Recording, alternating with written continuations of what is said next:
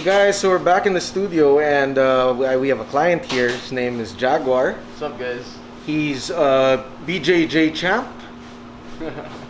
He is, right? Yeah. So anyway, he's having his car detailed, his interior, because his wife is going to give birth next week.